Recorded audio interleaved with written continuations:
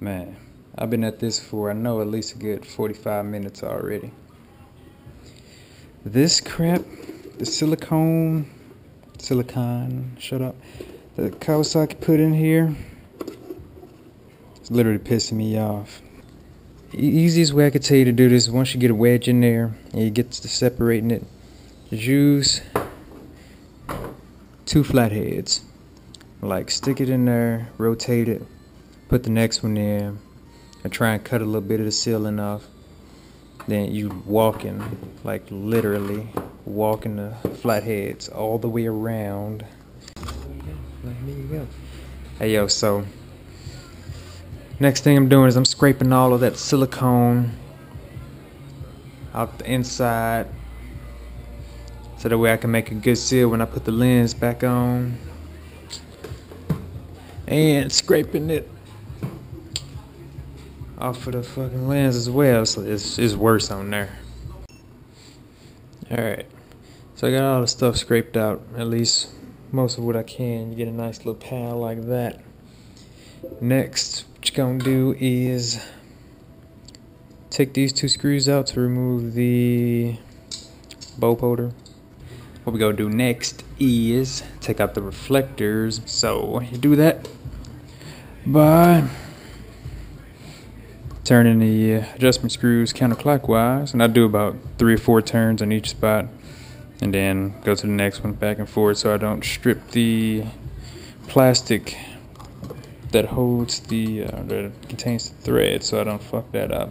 So I went like this, and you know, actually I'm a little bit off, but I put my thumb underneath where the second line would be to try and mimic that. And on the bottom of the reflector, as far as going back here, it looks like this is on both of the reflectors. I'm not sure if they had projectors in mind for this when they thought about the design or what, but 2 little indentations here kind of mark where that cutoff might be. Same thing on the bottom of this reflector. So I'm going to the very first one because I don't want to go too far back. Man, I'm so tired of the Midwest. It was nice and warm yesterday. It was 70 degrees last week, and now we got a foot of snow, and it's still coming down. A big hole back there underneath the main hole here is for the piece right there, because I hate trying to disconnect the connector, because I mess around and fuck something up. Now, what I found out, you might not actually have to cut nothing, except, damn, it got a primer on my thumb, except, you know, the hole for the wires. So look, this one here, it's not cut at all, and it fits. Alright, so I went ahead and cut the other reflector, just not as much, because once it's nice and flush back there, it's actually going to try and protrude through the bottom a little bit. I don't know if you can see it there, but it does need a little bit of clearance for it to sit properly. Only parts that I used out of the kit were the big giant spacer that's back there, the big white piece, and the H7 adapter. One piece that fits right there. And the remainder, yeah, these guys right here didn't use that. Or these, I'm guessing this is just like a crush washer. I didn't use them. And I've got to put the bulb holders back on. Alright, so I ran into a problem. You see how the black locking ring goes past the threads, and you can actually get to the bulb holder screw. It goes nice and past there, no problem screwing that back on. But I can't get this one to do the same. Now it's snug. I mean, I don't think I can tighten that anymore. But I cannot get it past the thread so that I could get the bulb holder back on there. I don't know what I did differently. Nothing different as far as I know. But I cannot get that piece here to replicate that one.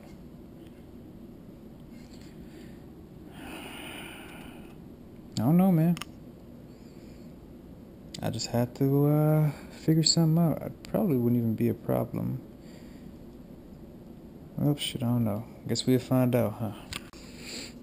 Alright. Before I even struggle with testing anything tomorrow, I just wanted to make sure that the lens actually goes back on without hitting the shrouds. And they've got some good clearance. Alright, so I'm taking the easy way out for alignment because my bike is literally surrounded by ice. I had a hell of a time trying to get the battery out. So what I'm doing here, I've got a test lead. Wait, connect your ballast to your HID, you know, match the colors up and match the pieces up first before you connect it to the battery. Then take a test lead, negative to positive. Then connect the test lead to the actual ballast here. And this is the left one that's powered on. And I marked it up there with the blue masking tape so I can power up the right one and make sure that they're both nice and flat at that same spot. So that's where the left one is. Alright, so I got the right one connected. And right off the bat, it's looking pretty good. I just got to get the height lowered a little bit. And it's not really exactly straight right here, but so tested both ballasts out instead of going from one bulb to the other with the same ballast. Make sure both of the ballasts work. It's be a good time to do that. And you know, like as far as levelness goes, it's pretty damn level. Oh, nope, I lied. Hella cricket. Alright, so now what I'm gonna do is rotate this one where I need it to be.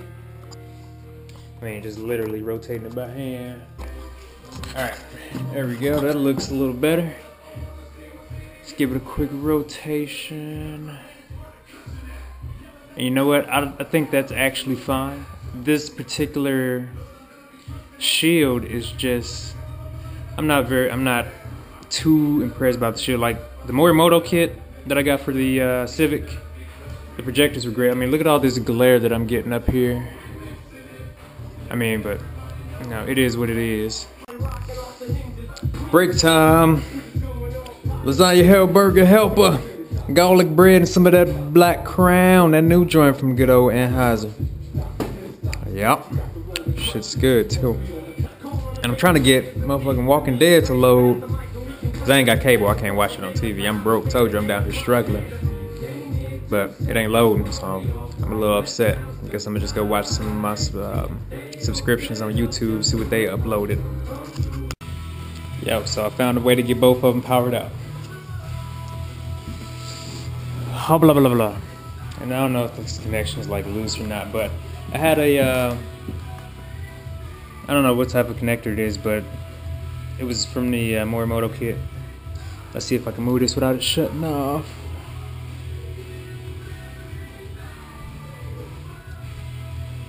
Alright, so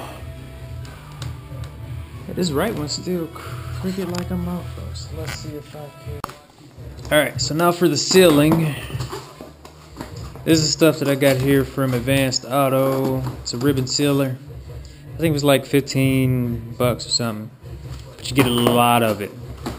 Like, this is the remainder of what I had for my Civic, and I retrofitted both headlights, and this is... Alright, that's all I used right there, was that little bit. But granted, it had some actual ribbon sealer already in there. I just added some more. So what we gonna do is we gonna take this, and this stuff, you can stretch it to the fit where you need it. Just take a little bit, and I'll just go all the way around, get it nice in there. Because when we put the lens back on, we want to make sure we got a good seal. When we put it in the oven, so we don't get no condensation and all that good stuff. Because I ain't trying to reopen this motherfucker. Alright, I got the sealing in there. So when I first showed it to you, I used about that much on the 2 headlights for my Civic. Now doing the whole thing, I've used, I still got a whole hell of a lot left. So, well worth the price. Anyway, it's just like playing with Play-Doh. Just mash that nice on up in there. I don't know if you can see it since it's the same color as the damn housing, but it's mashed up nice in there. Not too much, but enough to where once you put the lens on and it's getting heated up in the oven, it's gonna spread around both sides on the lens, so you'll get a nice good seal. And before you do put the lens back on, please make sure, I'm telling you this from experience, make sure you clean your shrouds, your bulb, if you got dust on the inside, your bulb, your lens. If you got dust on the inside of your lens, take the shit out, clean it, and clean the inside of your fucking lens here. Because I did that shit on the Civic, I forgot to clean one of the I forgot to clean the right headlight lens, and damn it, it's dirty on the inside, and I can see it every time I turn the lights on. It pisses me off. So I'm telling you, I already did mine, so I'm gonna go ahead and attach this and clamp it down a little bit right there. Alright, so got it all clamped up. This is just the preheating process. I'm finna, I wish I had a heat gun, because that'll make it even better. Just clamping it down so I could try and start digging into the actual ribbon sealer before I pop it in the oven. I said poop. And it's already, you know, starting to just clamp down, get a little closer. Spots like this, I'm gonna try and work with that and see how I can get that to seal better. But other than that, you know, it's doing what it's got to do. Ooh, I really tore this housing up trying to pry it apart. Well, that's what the ribbon sealer for. Keep all the air and the water out. I need to get one up in here, 2 of them or something. And just do that. If you got a heat gun and you doing this, that'll be even better. So you can actually finish it up with the heat gun. I might go grab one if I got time. I ain't got my watch. But yeah, just go around it with the heat gun. Don't sit in one spot or you'll melt it. Now just go around, bam, bam, bam. Let it start to sink in, soften that sealer up, and then you'll be straight. So this is how I got to do it. I'm gonna show you how I do it in the oven once I get this taken care of. Alright, see how we're looking? Just the clamps alone got a lot of it the way that I would like it, except parts like this. That's gonna be pretty aggravating right there. But a bunch of it's nice and close to flush. And once we actually get some heat to it, it'll be a lot better. Again, a heat gun would probably work a lot better. So that way you can have the clamps on there and soften the sealer up. But I don't have a heat gun right now, so I'm gonna do it the same way I did the Civic and use the oven. Got it preheated at 230 degrees. Got some gloves, because when you take this out, it's gonna be hot. I'm gonna put the towel down first, put the wood on top of the towel, and then set the housing on top of the wood. And the towel's just to stop the plastics and metals down here from touching the wires, or from touching the rack. And the wood's to keep the plastic from burning. So let me go ahead and do. You're gonna leave it in there for about 5 minutes, 10 minutes.